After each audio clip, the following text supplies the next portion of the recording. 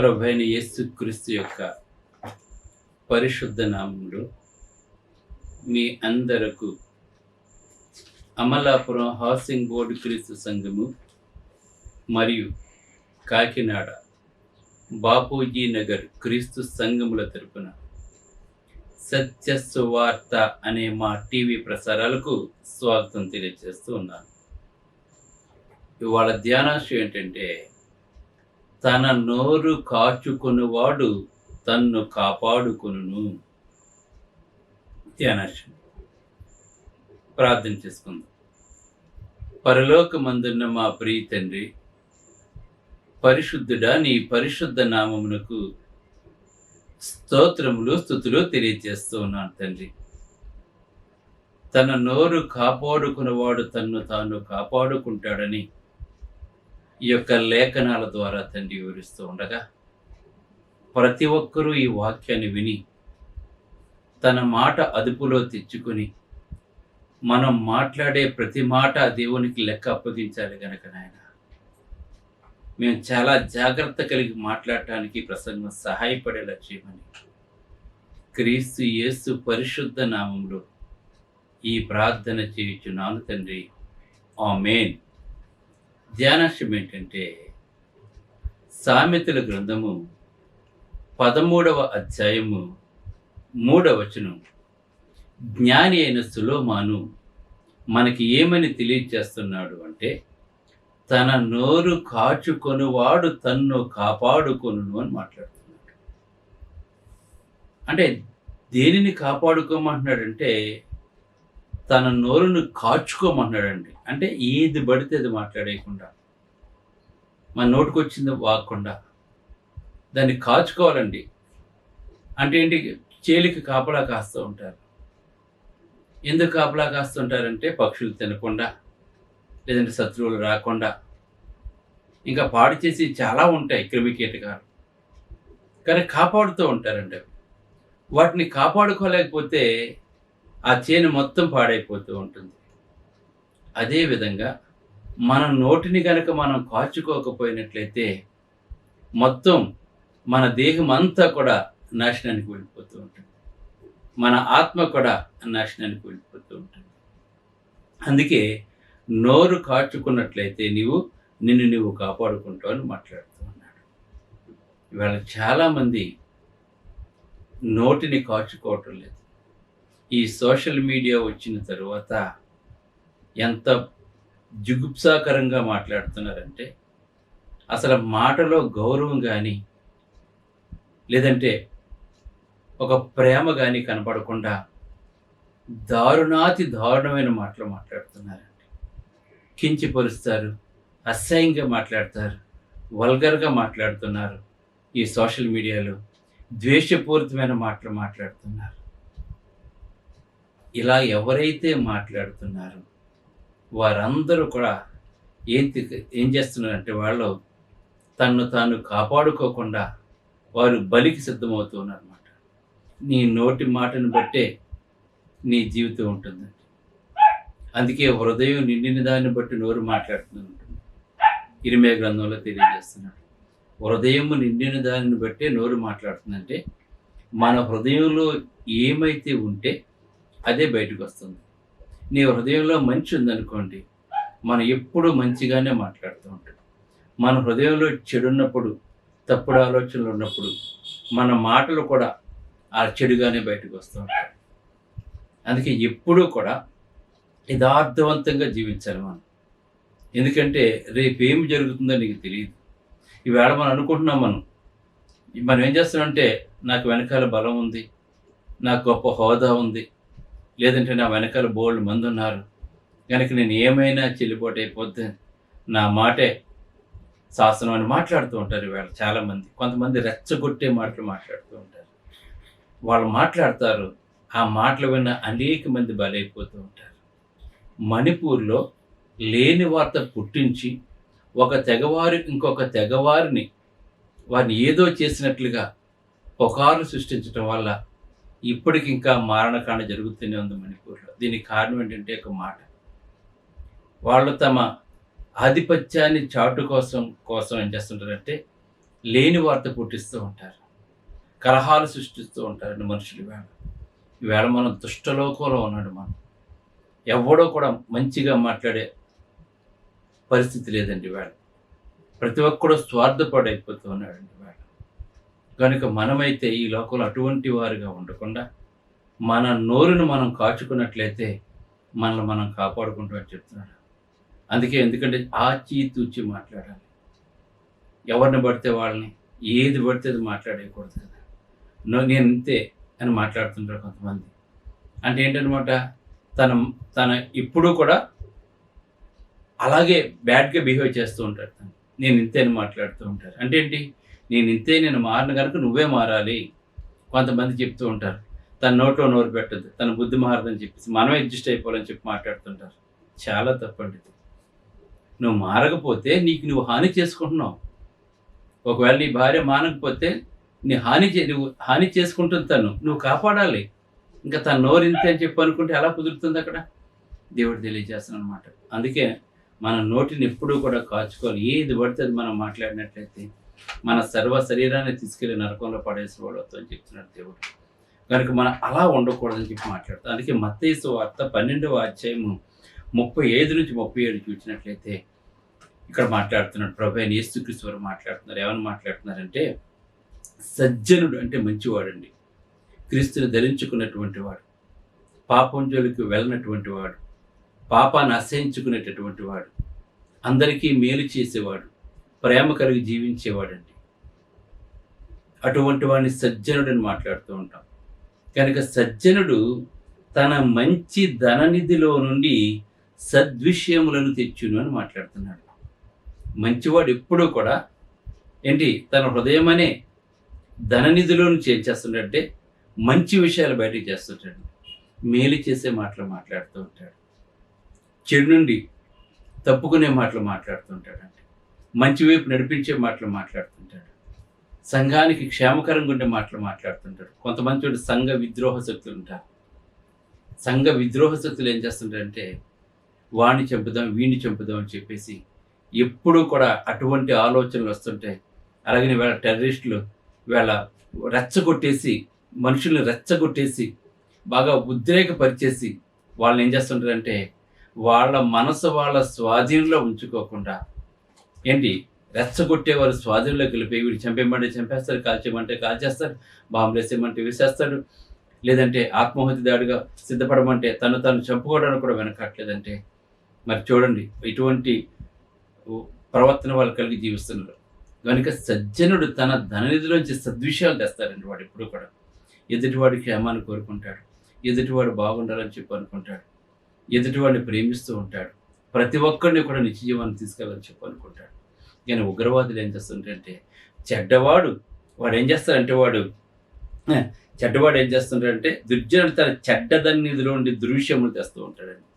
ఎప్పుడు చెడే కొంతమందిని చూసినట్లయితే ఎప్పుడు చూసిన చెడే మాట్లాడుతుంటాడు, అబద్ధం మాట్లాడుతుంటాడు. వాడు లేని వార్త పుట్టిస్తూ ఉంటాడు చాలామంది. అది చాలా నీచం అండి. అనుకుంటున్నాం మనం ఈవేళ గొప్పవాళ్ళు అవటానికి ఎదుటివాడి మీద నిందేసేసి, ఎదుటివాడి మీద లేని వార్త పుట్టించేసి, ఎదుటివాడు ఎదవని చెప్పి 10 సార్లు అంటే వాడు ఎదవైపోతాడని చెప్పి అనుకొని ఇటువంటి జిమ్మికులు చేస్తుంటారు. కానీ నువ్వు హాని చేసుకుంటున్నావు అన్న సంగతి నువ్వు మర్చిపోతున్నావు. నీవు హాని చేసుకోవటం కూడా అనేక మందిని భయంకరమైన మార్గం నడిపిస్తుందని చెప్పి మనం తెలుసుకోవాల్సిన. అందుకే మంచివాడు ఎప్పుడూ కూడా తన ధననిధిలోంచి సద్విషయాలను తీసుకుని వస్తుంటాడు. చెడ్డవాడు ఎప్పుడూ కూడా ఏం చేస్తుంటాడంటే వాడి యొక్క దేంట్లోంచి అంటే చెడ్డ ధననిధిలోంచి దుర్విషయాలు తెస్తూ ఉంటాడు. కనుక దేవుడు తెలియజేస్తాడు. మనతో ఏమని చెప్తున్నాడంటే, నేను మీతో చెప్పినది ఏమనగా మనుషులు పలుకు ప్రతి వ్యర్థమైన మాటను గూర్చి విమర్శ కాలంలో దేవునికి లెక్క అప్పగించాలని చెప్తున్నాడు.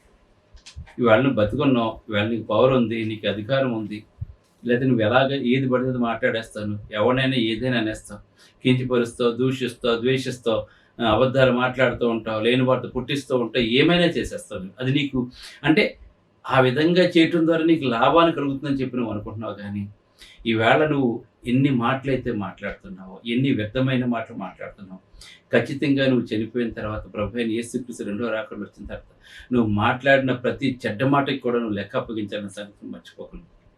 ఇవాళ మన జీవితకాలంలో రోజుకి లెగిసి మనం ఎన్ని మాటలు మాట్లాడుతుంటాం. మనం ఉదయాన్నే లేచిన దగ్గర నుంచి మనం పండగల మీద వెళ్ళి పండుకునే వరకు ఎన్ని మాటలు మాట్లాడుతుంటాం. అందులో ఎన్ని మంచి మాటలున్నాయి, ఎన్ని చెడ్డ మాటలున్నాయి ఒకసారి మీరు ఆలోచన చేయండి. ఎంతమందిని తిట్టుంటాం, ఎంతమందిని దూషించుంటాం, ఎంతమందిని అసహించుకుని ఉంటాం మనం గమనించండి ఒకసారి మీరు ఆలోచన చేయండి. అందుకే ప్రతి మాట కూడా అందుకే ఆచితూచి మాట్లాడాలి. ఆచితూచి ఏది పడితే అది మాట్లాడుకో. అందుకే సామెతల గ్రంథం 18:21 ఏం మాట్లాడుతుంటే జీవ మరణములు నాలుక వశం అని చెప్తున్నాడండి. అంటే నువ్వు బ్రతకాలన్నా, చనిపోవాలన్నా, నిత్య జీవానికి వెళ్ళాలన్నా, లేకపోతే నరకానికి వెళ్ళాలన్నా దీని అంతటికీ కారణం నాలుక అని చెప్తున్నాడండి. అందుకే జీవ మరణములు ఎందులో ఉన్నాయంటే నాలుక వశంలో ఉన్నాయి. నువ్వు బ్రతకాలనుకుంటే మంచి మాటలు మాట్లాడు, అంతేకాని చెడు మాటలు మాట్లాడకండి. అందుకే పూర్వం చిన్న స్కూల్లో ఉన్న మేము చదువుకుంటున్నప్పుడు ఎలిమెంటరీ స్కూల్లో చెప్పారండి, చెడు మాట్లాడుకు, చెడు వెనుకు, చెడు చూడకు అని చెప్పనేవారండి. చెడు చూడకూడదు, చెడు మాట్లాడకూడదు, చెడు వినకూడదండి. కానీ ఇప్పుడైతే చెడు చూస్తున్నారు, చెడు మాట్లాడుతున్నారు, చెడు మాటలే వింటున్నారండి. ఇప్పుడు అందరూ కూడా చెడుకి ఇచ్చినంత ప్రాధాన్యత ఈవేళ, చెడ్డ మాటలకు ఇచ్చినంత ప్రాధాన్యత ఈవేళ మంచి మాటలకు ఇవ్వటం లేదండి. ముఖ్యంగా నాయకులు ఏ విధంగా అయితే నడిపిస్తారో ప్రజలందరూ కూడా అటువైపు వెళ్ళిపోతుంటారు. అందుకే నాయకుడు మంచివాడు కాకపోతే ప్రజలందరూ చెడ్డవాళ్ళు అయిపోతుంటారు. ఎందుకంటే తనను అనుసరించే వాళ్ళందరినీ కూడా చెడు మార్గంలో నడిపిస్తూ ఉంటాడండి. అందుకే చెడు మార్గంలో నడిపించే నాయకుడు మాటలు మనం వినకూడదండి. చెడు మాట్లాడే నాయకులు మనం దరిదాపుల్లోకి రానివ్వకూడదండి. అసలు వినకూడదు మనం అటువంటి మాట్లాడి. ఎందుకంటే వాళ్ళ వల్ల సమాజం సర్వనాశనం అయిపోతూ ఉంటుందండి. మనం చూస్తున్నాం. మనం చూడండి, ఎవడో ఒకటి చెప్పాడు ఇలాగ మనం ఉదయాన్నే హామాసులో మనం 6 గంటలకల్లా మనం బాంబులు వేసేద్దాం అని ఒకటికి వచ్చిన దురాలోచన అండి అది. ఆ దురాలోచన వల్ల ఏమైపోయింది, వాళ్ళు ఇజ్రాయెల్ మీద దాడులు చేశారండి. 1500 మంది చచ్చిపోయారు. 5,000 ర్యాకెట్లు ఒక గంటలో వేసేస్తారు. వాళ్ళు ఊరుకున్నారు. ఈవేళ హమాసుని మొత్తం సర్వనాశనం చేసేసారు. దుర్మార్గపు మాట, దుర్మార్గపు ఆలోచన. ఆ దుర్జనుడు తన చెడ్డ వార్త బయటకు తీసుకురావటం వల్ల ఇవాళ అదంతా సర్వనాశనం అయిపోయిందండి. గమనించండి, ఇవాళ ఉక్రెయిన్ మొత్తం సర్వనాశనం అయిపోయింది. గమనించండి మీరు. చూస్తే ఒక చెడ్డ మాట అది ఏం చేస్తుంటుంది, అది మొత్తం సర్వనాశనం చేస్తుంది. అందుకే జీవ మరణములు నాలుక వశం అని చెప్పి మాట్లాడుతున్నాడండి దేవుడు. అందుకే సామెతలు 21:3లో నోటిని నాలుకను భద్రము చేసుకునేవాడు శ్రమల నుండి తన ప్రాణమును కాపాడుకుంటాడు. నోటిని నాలుకను భద్రం చేసుకోవాలి. మనం ఆచితూచి మాట్లాడాలి, తక్కువ మాట్లాడాలి, మంచి మాత్రమే మాట్లాడాలి. మనం చెడు మాట్లాడుకోకూడదని మనం. అందుకే నోటిని నాలుకను భద్రము చేసుకునేవాడు శ్రమల నుండి తన ప్రాణమును కాపాడుకుంటాడని చెప్పి ఇక్కడ దైవలేఖనం మనకు తెలియజేస్తుందండి. అందుకే కీర్తన గ్రంథం 34:13లో చెడ్డ మాటలు పలకకుండా నీ నాలుకను, కపటమైన మాటలు పలకకుండా నీ పెదాల్ని కాచుకోమని చెప్తున్నాడు కీర్తన గ్రంథంలో. అందుకే చెడ్డ మాటలు పలకకుండా నీ నాలుకను అదుపు చేసుకో, కపటపు మాటలు చెప్పకుండా నీ పెదాలను కాచుకోమని చెప్పి ఇక్కడ మనకు తెలియజేస్తున్నాడండి. ఇంకా మత్తయి సువార్త 12:35-37 చదువుకున్నాం కదా. దాంట్లో ఏమంటున్నాడంటే, నీ మాటలను బట్టి నీతిమంతులను తీర్చబడతావు, నీ మాటలు బట్టి అపరాధం తీర్చబడుతుంటాయి. మనం మాట్లాడే విధానం బట్టి మనం చెప్పేసింది అవతలవాడు మంచివాడు చెడ్డవాడు సంగతి. ఎందుకంటే మనం అన్నం వండుతున్నప్పుడు ఒక బియ్యం ఉడికిందో లేదో తెలిసిపోతూ ఉంటుందండి మనకి. అదేవిధంగా మన మాటలు కూడా అలా ఉంటాయి. ఇంకా చూసినట్లయితే కొలస్సీ 3:9లో మాట్లాడుతున్నాడు, ఒకరినొకడు అబద్ధం మాట్లాడుతుందని చెప్తున్నాడు. ఈవేళ ఎక్కడ చూసిన అబద్ధమే, ఏ వ్యాపారం చూసిన అబద్ధమే, ఎక్కడ చూసిన అబద్ధం, భార్యాభర్తల మధ్య అబద్ధం, అన్నదమ్ముల మధ్య అబద్ధం, ఎక్కడ చూసిన అబద్ధం.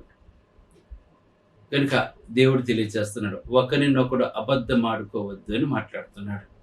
ఇంకా యాకోబు రాసిన పత్రిక 1వ అధ్యాయం 19వ వచనం చూసినట్లయితే, ప్రతి మనుషుడు కూడా వినుటకు వేగిరపడేవాడును. ఎదుటి వ్యక్తి మాట్లాడుతున్నప్పుడు మనం పూర్తిగా చెప్పే వరకు విన్న తర్వాత అప్పుడు మాట్లాడాలి, మధ్యలో మాట్లాడకూడదు. అందుకే ప్రతి మనుషుడు వినుటకు వేగిరపడేవాడును, మాటలాడుటకు నిదానించువాడును. మాట్లాడటానికి ఎప్పుడు నిదానించి మాట్లాడాలి. ఏది పడితే నోటికి ఏది వస్తుంది మాట్లాడకూడదు అనమాట. అలా మాట్లాడేసి వాళ్ళు కోర్టు చుట్టూ తిరుగుతున్నారు కొంతమంది మనుషులు, ఇష్టం వచ్చినట్టు మాట్లాడేసండి. కనుక ఏది పడితే అది మనం మాట్లాడుకోకూడదు. ఎందుకంటే మాట్లాడటం, మనం చెడుగా మాట్లాడటం వల్ల అవతల వాడు మనకు హాని చేస్తూ ఉంటాడు. ఊరుకోడు కదా, అవతల వాడు ఊరుకోడు కదా. మనం చెడు చేస్తుంటే అవతల వాడు ఊరుకోడు కదా, మన మీద చెడ్డ మాటలు పలుకుతుంటే ఊరుకోడు కదా. వాడేం చేస్తాడు వాడు? అంటే అలాగ కావటానికి కారణం నీ నోటి మాటే. నీ నోటి మాట కరెక్ట్‌గా ఉన్నట్లయితే ఎవడు నీకు హాని చేయడు కదా నీకు. ఎవడో నీ మీద గొడవకు రాడు కదా. అందుకే నోరు మంచిదైతే ఊరు మంచిదని చెప్పి అంటుంటారు. నోరు మంచిదానికి, మంచిగా ఉన్నవానికి అందరూ మంచిగా ఉంటారు మనకి. మన నోరు మంచిది కాబట్టి ఊరంతా మనకు చెడ్డదైపోద్దని చెప్పి మాట్లాడుతున్నాడు. అందుకే మాట్లాడటానికి ఏం చేయాలి? వినుటకు వేగిరపడేవాడును, మాట్లాడటకు నిదానించేవాడుగా ఉండాలని చెప్పి దేవుడు తెలియజేస్తున్నాడు. ఇంకా దావీదు ఎవరిని మాట్లాడుతున్నాడు అంటే దేవుడిని అడుగుతున్నాడు. 39వ కీర్తన 1వ వచనంలో, నా నాలుకతో పాపము చేయకున్నట్లు నా మార్గములను జాగ్రత్తగా చూచుకుంటానని చెప్పి మాట్లాడుతున్నాడు. ఈవేళ ఈ వాక్యం ప్రకారంగా మనం కూడా నడుచుకోవాలి. ఎందుకంటే మన నాలుకతో పాపం చేయకున్నట్లు మన మార్గాలు మనం చాలా జాగ్రత్తగా చూసుకోవాలి. దేవుడు తెలియజేస్తున్నాడు. దావీదు ఎలాగైతే ఆ నాలుగుతో పాపం చేయకుండా తన మార్గాలు ఎలాగైతే జాగ్రత్తగా చూచుకున్నాడో, ఇంకొక మాట మాట్లాడుతున్నాడు. నా ఎదుట భక్తిహీనులు కనుక ఉన్నట్లయితే, చూసారా? ఎందుకంటే భక్తిహీనులు అంటే వాళ్ళకి వెంటనే కోప్పడిపోతారు, వాళ్ళు వెంటనే చేసుకుంటారు, వెంటనే గొడవ పడిపోతుంటారు. అందుకని చెప్పి ఎప్పుడైనా సరే తన ఎదుటే భక్తిహీనులు ఉన్నప్పుడు నా నోటికి చిక్కం ఉంచుకున్నానని మాట్లాడుతున్నాడు. ఎందుకంటే అటువంటి వారి ముందు మనం మాట్లాడకూడదండి. ఎందుకంటే వాళ్ళకి మంచి చెడ్లు వివేచించలేని వాళ్ళు. అందుకే భక్తిహీనులు నా ఎదుట ఉన్నప్పుడు నేను ఎలా ఉన్నాను అంటే నా నోటికి చిక్కం పెట్టుకున్నాను అని చెప్పి అంటాడండి. ఎందుకంటే మాట్లాడలేదు. ఎందుకంటే అటువంటి వారి ఎదుట మనం మాట్లాడకూడదండి. ఈవేళ చెడ్డవాడి దగ్గర మనం మంచి మాట్లాడితే వాడు వెంటండి వాడు. అదే చెవిటివాడి ముందు శంఖం ఊదితే వాడికి ఎలాగైతే వినపడదో, ఒక సామెత ఉంది. ఈవేళ చాలామంది చెడ్డవారికి మనం ఎంత మంచి మాట మాట్లాడినా కూడా మన మాటలు ఎలా ఉంటాయి అంటే వాళ్ళకి ఎందుకు పనికిరాని ఉంటాయండి. కనుక అటువంటి వారితో చెప్పే కంటే మౌనంగా ఉండటం మంచిదని చెప్పి ఇక్కడ దైవలేఖనం మనకు తెలియజేస్తుంది.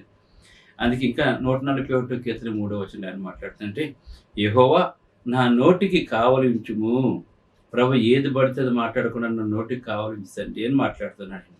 నా పెదవుల ద్వారమునకు కాపు పెట్టే తండ్రి అని మాట్లాడుతున్నాడు. మంచి మాట మాత్రమే రావాలి ప్రభా, చెడు మాట ఎప్పుడూ కూడా నా హృదయం నుంచి కానీ పెదవులు మించుకొని రాకూడదని చెప్పి దేవుని బతిమాలుకుంటూ ఉన్నాడు. అందుకే మనం మాట్లాడటానికి కారణం ఏంటంటే ప్రధానమైనది ఏంటంటే నాలుక అనమాట. అందుకే యాకోబు రాసిన పత్రిక 3వ అధ్యాయం 5 నుంచి కనుక చూసినట్లయితే ఇక్కడ మాట్లాడుతున్నాం. ఈ నాలుక లేకపోతే మనం మాట్లాడలేమండి. ఈవేళ మనం మాట్లాడుతున్నాం అంటే కేవలం నాలుక అండి. అందుకే ఆ నాలుగు గురించి ఎవరు మాట్లాడుతుంటే 5వ అధ్యాయం 10 నుంచి 3వ అధ్యాయం 5 నుంచి 10 చూసినట్లయితే, అలాగున నాలుక కూడా చిన్న అవయవమైనను, నాలుక చిన్న అవయవమైనను బహుగా అదిరిపడును అని మాట్లాడుతున్నాడు. ఈవేళ చూడండి, కాలు పొడుగ్గా ఉంటుంది, చేయి పొడుగ్గా ఉంటుంది కదా. నాలుగు చూస్తే లోన ఉంటుంది, బయటకు కూడా కనపడదండి అది. కానీ ఇది చిన్న అవయవమైనను ఏం చేస్తుందంటే బహుగా అదిరిపడును. ఎంత కొంచెము నిప్పు ఎంత విస్తారమైనటువంటి తగలబెట్టును. ఇప్పుడు చూడండి, ఒక 100 ఎకరాలు ఉన్న అడవిని లేదా 500 ఎకరాలు ఉన్న అడవిని తగలబెట్టడానికి పెద్ద పెద్ద టన్నుల నిప్పులు అవసరం లేదండి. ఒక చిన్న నిప్పు చూడండి, చిన్న నిప్పు, అతి చిన్నది నిప్పు కణం చిన్నది, అది చాలని మొత్తం ఎన్ని వేల ఎకరాలైనా తగలబెట్టేస్తుంటుంది చిన్న నిప్పు. మన నాలుక కూడా అటువంటిదని మాట్లాడుతూ ఉన్నాడు. అందుకే దాని గురించి ఎవరు మాట్లాడితే, నాలుక అగ్నియే, నాలుక మన అవయవంలో ఉంచబడిన పాప ప్రపంచమై సర్వ శరీరమునకు మాలిన్యం కలిగజేస్తని మాట్లాడుతున్నాడు. ఈవేళ మనం మాట్లాడుతున్నామంటే నాలుక వల్లే కదా మాట్లాడదు మనం. అందుకే ఎవరు మాట్లాడితే నాలుక అగ్ని, ఎవరిని కాల్చేద్దామని చెప్పి చూస్తూ ఉంటుంది అనమాట నాలుక అగ్ని. కనుక నాలుక మన అవయవంలో ఉంచబడిన పాప ప్రపంచమై సర్వ శరీరమునకు మలినము కలుగజేయును అని చెప్పి మాట్లాడుతున్నాడు. ఈవేళ గొడవలు అవుతున్నాయంటే కారణం ఏంటి? మన మాట వల్లే గొడవలు అవుతున్నాయి. ఆ మాట మంచిగా ఉందనుకోండి, ఎవరికి ఎప్పుడు గొడవలు అవ్వడు, ఏ కుటుంబంలోనూ గొడవలు అవ్వవు. కానీ గొడవలు అవుతున్నాయంటే దానికి కారణం ఏంటి? కేవలం నాలుకండి. అందుకే మాట్లాడుతున్నాయి. ఏమైనా మాట్లాడుతున్నాయంటే, నాలుక మన అవయవములలో ఉంచబడిన పాప ప్రపంచమే సర్వ శరీరమునకును మాలిన్యము కలగజేస్తుంది. కుటుంబాలను విడగొట్టేస్తుంది, సంఘాలను విడగొట్టేస్తుంది. 4 చూసారా? దేశాలు విడగొట్టేస్తుంది. 4 చూసారా? రాష్ట్రాలు విడగొట్టేస్తుంది. 4 చూసారా? ఈ 4 మనం చూస్తున్నాం. అందుకే ప్రకృతి చక్రమునకు చిచ్చు పెట్టును, అది నరకము చేత చిచ్చు పెట్టబడును అని మాట్లాడుతున్నాడండి ఇక్కడ. కనుక మనం ఏం చేయమని చెప్తున్నా అంటే, మన ఈ 4తోటే మనం తండ్రి అయిన దేవుని స్తుతిస్తాము. దీనితోనే దేవుని పోలికగా పుట్టిన మనుషులను శపిస్తూ ఉంటాం. ఒక్క నోటి నుండి ఆశీర్వచనమును శాపమును బయలువెళ్తుంది. ఒక నోటి నుంచి అప్పుడే దీవిస్తారు, అప్పుడే శపిస్తూ ఉంటారు. నా సహోదరులారా, ఇలా ఉండకూడదని మాట్లాడుతాను. మనల్ని ఇలా ఉండకూడదు. మనం ఇంకేమైనా మాట్లాడితే, నీటి బొగ్గలో ఒక జల నుండి తీయని నీరును చేదు నీరును ఊరిన నా సహోదరులారా.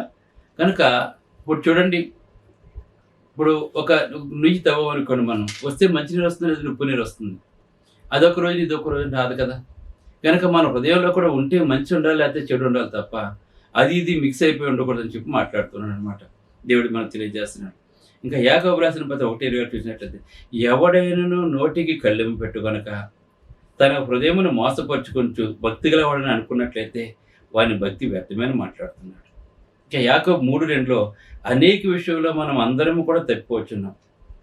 అంటే ఏంటి, దేంట్లో తప్పిపోతున్నాం అంటే, ఎవడైనను మాట తప్పని ఎడల, ఇప్పుడు మన మాటకి తప్పలేదనుకోండి, అట్టివాడు లోపము లేని వాడే సర్వశరీరము స్వాధీనపరుచుకుంటున్నాడు అని మాట్లాడుతున్నాడు. మాటికి తప్పవనుకోండి, మన సర్వశరీరాన్ని పాపంలో నెట్టేస్తానని మాట్లాడుతున్నమాట. అందుకే మనం మాట ఇచ్చామంటే ఆఖరి వరకు మాట మీద నిలబడాలండి. మాట తప్పకూడదండి. మాట తప్పేవాడు మనిషి కాదండి, వాడు అసలు మనిషే కాదండి మాట తప్పేవాడు. ఇప్పుడైతే డాక్యుమెంట్స్ అవన్నీ వచ్చినాయి, కానీ ఒకప్పుడు మాట మీదే, అతను మాట ఇచ్చాడంటే దాని మీదే నిలబడేవారండి. మాటకు అంత విలువ ఉండేదండి. కానీ ఇప్పుడు మాటకి విలువ లేదు. మన కాగితం లేకపోతే మాటకి విలువ లేదండి ఇప్పుడు అండి. ఎందుకంటే అప్పుడు కూడా బొంకేస్తుంటారు అనమాట. అందుకే పేతురు రాసిన మొదటి పత్రిక 2:22లో యేసు ప్రభు గురించి మాట్లాడుతూ, ఆయన పాపము చేయలేదు, ఆయన నోటన ఏ కపటము లేదండి. అలాగే మనం కూడా మనం పాపం చేయకూడదు, మన నోట ఏ కపటం కూడా ఉండకూడదు. రక్షించబడిన మనము మన ఎటువంటి పాపం మనకు ఉండకూడదు. అలాగే యేసుక్రీస్తు నోట్లో ఎటువంటి కపటం లేదు కనుక మనము కూడా యేసుక్రీస్తులా మనం జీవిద్దాం. యేసుక్రీస్తులో రక్షించబడ్డాం కనుక ఆయనలాగా జీవిద్దాం. ఆయన ఎంత అందరికీ మాట ద్వారా మంచి చేశాడు, క్రియల ద్వారా మంచి చేశాడు. మనం కూడా అలాగే చేద్దాం. యేసు ప్రభు కలిగిన ప్రేమను కలిగి జీవిద్దాం. ప్రార్థన చేసుకుందాం. పరిశుద్ధుడైన తండ్రి, పరలోకమందున్న దేవ, నీ పరిశుద్ధ నామములకు స్తోత్రాలు తండ్రి. మరి నోటి మాట గురించి తండ్రి వివరించడం జరిగింది ప్రభు. ఎవరైనా సరే పొరపాటుగా మాట్లాడుతున్నట్లయితే తండ్రి, అలాగనే తండ్రి మన మాట తప్పినట్లయితే తండ్రి, తన సర్వసరైన మరి తండ్రి మన తీసుకెళ్ళి నరకంలోకి వేసేస్తున్నాడు కనుక నాయన, కనుక అటువంటి వారుగా కాకుండా ప్రభు మాట మీద నిలబడి అలాగే ఆచితూచి మాట్లాడి ఆశీర్వచనాలు మేము రావాలి కదా తండ్రి. శాపమైన అనుభూతులైన రాకూడదు కనుక నీ వాక్యానుసారంగా జీవింపు చేసి మా మాటను బట్టి నువ్వు తిరిగి తీస్తావు కనుక నాయన, మా మాట అవునంటే అవును, కాదంటే కాదు ఉండే లక్ష్యము. ఈ వాక్యం ప్రతి ఒక్కరిని పేరు పేరు వర్షన బలపరచును తండ్రి. అమలాపురం కాకినాడ స్థలాలకు అద్భుతమైన రీతిలో మందిరాలు నిర్మించుకోవాలి తండ్రి. నీ గుప్పిలింపు ఆశించండి. ఈ వాక్యం ఉన్న వారిని నువ్వు తండ్రి బలపడినట్లయితే ఈ సేవకు సకాలుగా చేయమని వేడుకుంటున్నాను. ఎందుకంటే ఎవరైనా సరే పూర్తిగా సహకరించినట్లయితే ఆ చర్చ్ బిల్డింగ్ తండ్రి వారికి డెడికేట్ చేస్తాం ప్రభా. అది శాశ్వత కాలం సువార్తను పాటిస్తూ ఉంటుంది కనుక అనేక మంది దాతలను ప్రేరేపించిన తండ్రి. అలాగే సమస్యలతో, బాధలతో, ఇబ్బందులు ఉన్న ప్రతి ఒక్కరు హృదయవాంఛలు కూడా తీర్చండి. సంతోషకరమైన జీవితాన్ని వారికి అనుగ్రహించండి. నేను నా కుటుంబం ఎల్లప్పుడూ నీ సేవ చేసి చేయమని వేడుకుంటూ మా సేవకు సహాయపడుతున్న మా సహోదరి సోదరులందరినీ బాగా బలపరిచి ఈ వర్తమానాలు ప్రతి ఒక్కరు హృదయంలో నాటబడేలా చేయమని యేసుక్రీస్తు నామములో ప్రార్థన చేయుచున్నాను తండ్రి. ఆమేన్. మీ అందరికీ వందనములు. బ్రదర్ జార్జ్ రాజు వారా, church of Christ, housing board, Amalapuram, near KIMS medical college, Konaseema district, 533201. Mobile number 9848730355, 92933174174. Email ID georgerajuvara@gmail.com. Website www.helpingforpoor.com.